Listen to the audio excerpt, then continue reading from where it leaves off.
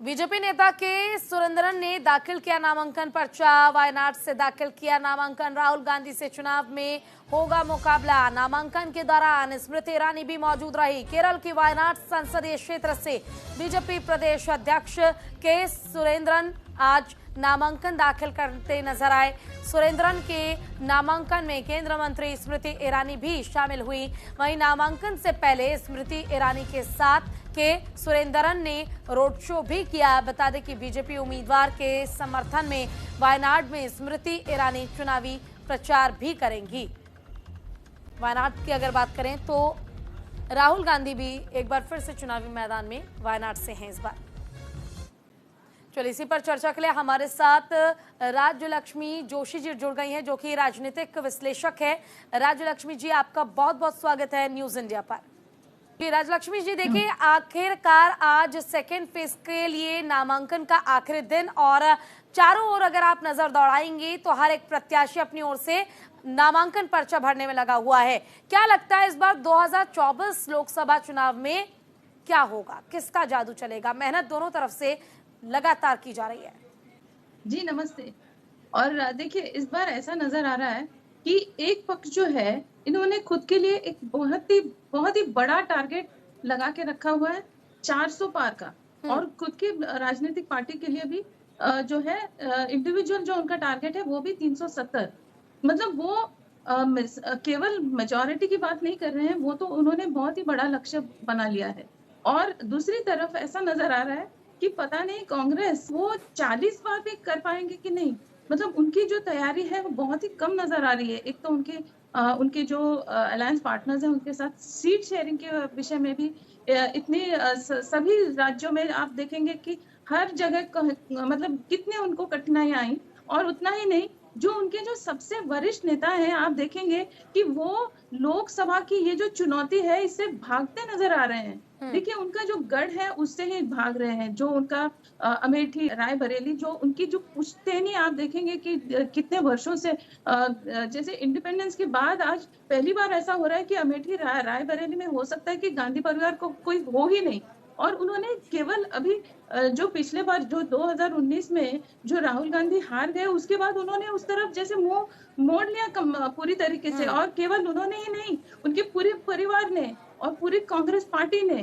तो ये जो रवैया है उनका, तो अमेठी, रायबरेली और पूरे उत्तर प्रदेश की तरफ, तो देखिए पिछले बार भी उनको केवल एक सीट मिली थी पूरे उत्तर प्रदेश में। और वो भी इस बार उन्होंने सोनिया गांधी जी ने राज्यसभा के रास्ते के जरिए वो पार्लियामेंट में पहुंच गई। तो क्या राजलक्ष्मी जी ये समझा जाए, देखिए अभी भी गौरव वल्लभ जो है उन्होंने कांग्रेस से मतलब अलविदा कह दिया कांग्रेस को और बीजेपी ज्वाइन कर ली। उन्होंने कहा कि सनातन विरोधी नारे मैं तो नहीं लगा सकता। साथ ही साथ क्या ये समझा जाए कि कांग्रेस पार्टी को कमजोर विपक्ष या बीजेपी नहीं कर रही है, बल्कि कांग्रेस को कमजोर उनके खुद के नेता, उनके खुद के लोग ही कर रहे हैं? जी देखिए, इसको आप दो तरीके से देख सकते हैं कि एक तो ऐसा है कि आपका जो विपक्ष है, मतलब कांग्रेस का जो विपक्ष या उनके विरुद्ध में जो खड़े हैं, वो तो बहुत ही प्रभावशाली हैं, वो तो बहुत ही सशक्त हैं। और ऐसे हैं कि उन्होंने उनके लिए, खुद के लिए इतना बड़ा टारगेट बनाया है। तो आपका उस विषय में आपका कितना योगदान है, आपने कितनी मेहनत की है, ये भी तो चाहिए। मतलब एक तो शक्तिशाली आपका विरोधी, और उसके मुकाबले आप जो हैं, आप केवल और केवल एक व्यक्ति के जैसे आप पुनरुत्थान के विषय में ही बार बार एक ही व्यक्ति के पुनरुत्थान के विषय में आप लगातार बार बार आप प्रयास किए जा रहे हैं, और वो भी कहीं पर भी नहीं पहुंच रहे हैं। आप क्या खुद की जो गढ़ है वो भी नहीं बचा पा रहे क्या हैं। ये कहा जाए कि कांग्रेस के पास एक मजबूत रणनीति नहीं है? क्योंकि अगर बिहार की भी स्थिति देखेंगे, देखिए वहां पर गठबंधन है, आरजेडी और कांग्रेस का, इंडिया अलायंस के दोनों हिस्सा है। बावजूद इसके पप्पू यादव ने कांग्रेस पार्टी ज्वाइन की और सीट नहीं मिला तो निर्दलीय प्रत्याशी के तौर पर वो चुनावी मैदान में उतर गए। साठ गांठ वहां भी कुछ फिट बैठा नहीं। और क्योंकि देखिए कोशिश तो बहुत लंबे समय से की जा रही थी कि बातचीत हो जाए, सब कुछ अच्छे तरीके से हो, लेकिन वो चीजें नहीं हो पाई। तो आखिरकार जैसे तैसे जल्दबाजी में जो चीजें हो रही हैं, जिस तरीके की पॉसिबिलिटीज रही, उस तरीके से ही रणनीति तैयार की गई और काम कर दिया गया चुनाव को लेकर। क्या ये कांग्रेस की एक बहुत बड़ी कमजोरी है कि मजबूत रणनीति नहीं है उनके पास? जी, मजबूत तो छोड़ दीजिए, रणनीति ही नहीं है। देखिए उनके पास कोई विजन ही नहीं है।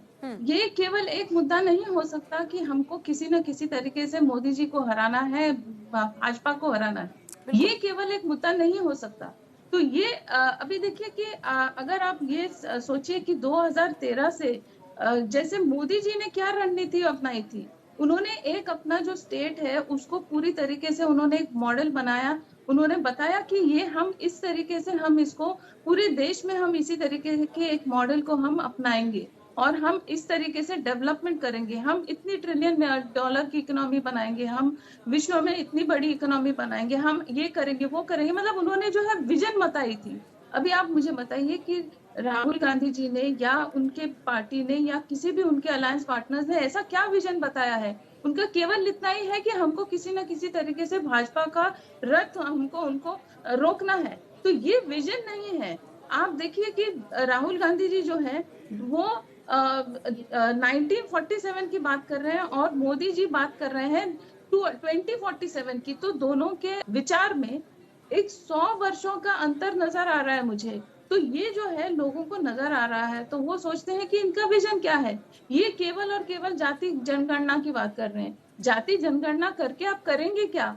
उनको क्या उनको जो युवा है उनको आप क्या ऑफर कर रहे हैं? तो ये जो है उनके मतलब ये आप बांटेंगे लोगों को, लेकिन उसके बाद उनका जो आप ये बंटवारे की बात कर रहे हैं उसके बाद लोगों का होगा क्या? आप ना इंफ्रास्ट्रक्चर की बात कर रहे हैं, ना जॉब्स की बात कर रहे हैं, ना आप इकोनॉमी की बात कर रहे हैं। तो आप कम से कम या तो फिर आप उनको ठीक तरीके से चैलेंज करिए या तो फिर लेकिन बताइए कि राजलक्ष्मी आप जी, इसके आज विषय जब में क्या हम करने वाले देश हैं। की स्थिति देखते हैं तो हम देख पाते हैं कि आखिर राजनीतिक तौर पर देश में कैसी विडंबना है कि एक पार्टी है जो लगातार मजबूती के साथ आगे बढ़ रही है। लोगों के पास कोई ऑप्शन नहीं है दूसरी पार्टी का या किसी दूसरे चेहरे का कोई ऑप्शन ही नहीं है लोगों के पास कि अगर ये पार्टी इतने दिन, देखिए बहुत से वादे लाजमी सी बात है चुनाव के दौरान पार्टियां करती हैं, लेकिन हर एक वादा पूरा हो या हर एक वादा पूरा ही किया जाए ऐसा कभी भी किसी भी चुनावी साल में या कह लीजिए कभी भी पॉसिबल नहीं हो पाता है। लेकिन बावजूद इसके लोगों के पास विकल्प ही नहीं है। वो क्या करेंगे, किसे वोट देंगे? क्या ये भी समझा जाए कि बीजेपी के लिए ये एक प्लस पॉइंट है? जी देखिए, ऐसा है कि मुझे मुझे हमेशा ऐसा लगता है कि एक डेमोक्रेसी में एक ऑपोजिशन का बहुत ही सशक्त होना बहुत ही जरूरी है, बहुत ही महत्वपूर्ण है। क्योंकि जैसे आपने कहा कि जो भी वादे किए हैं रूलिंग पार्टी ने वो ठीक तरीके से निभा रही है कि या नहीं, उनके जो पॉलिसीज हैं, स्कीम्स हैं, वो ठीक तरीके से रखे जा रहे हैं या नहीं, इसको कंट्रोल में रखना या इस पर सवाल उठाना ये विपक्ष का बहुत ही महत्वपूर्ण उनका रोल है। लेकिन अभी आप देखिए कि ये जो विपक्ष को मजबूत बनाना या विपक्ष को बनाना, ये आप भाजपा पर मतलब उनका ये रिस्पॉन्सिबिलिटी नहीं है।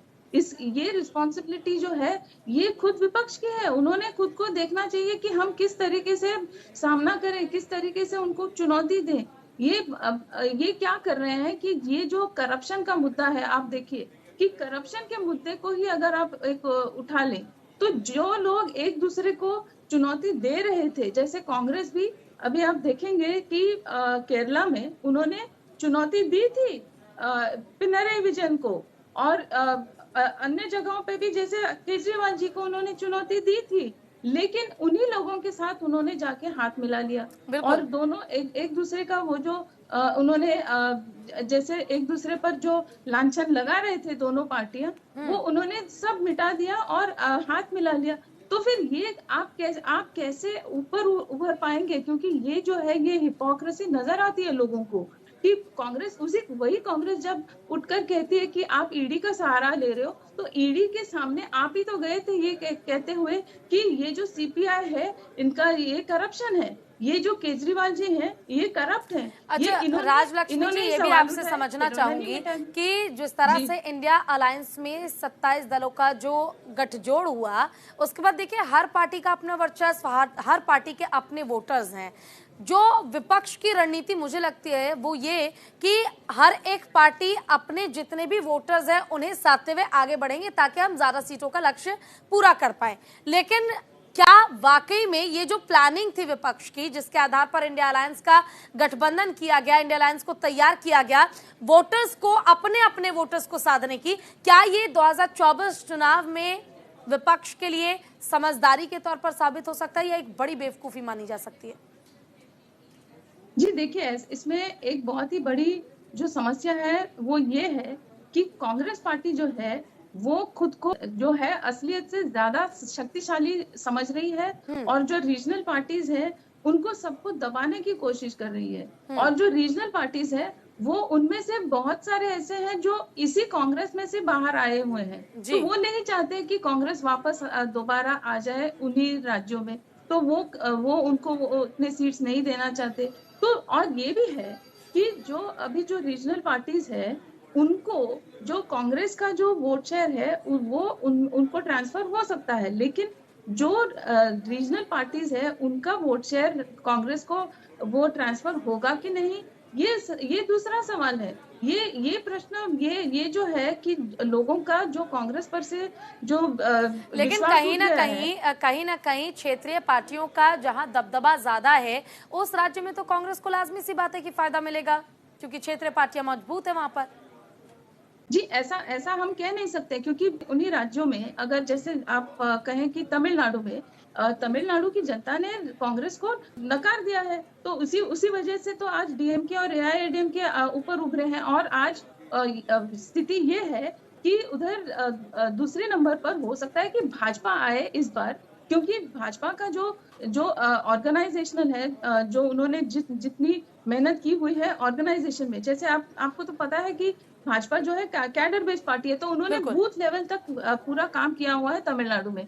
तो तमिलनाडु में अच्छा राजलक्ष्मी जी, क्योंकि आप साउथ की बात कर रहे हैं और जिस तरह से लगातार हम जीत और हार की भी बात कर रहे हैं, अब देखना ये होगा कि किस तरीके से विपक्ष अपने आप को मजबूत करता है और किस तरह से सत्ता पक्ष वापस से सत्ता में आता है। फिलहाल आपका बहुत बहुत शुक्रिया, आपने अपना कीमती समय दिया और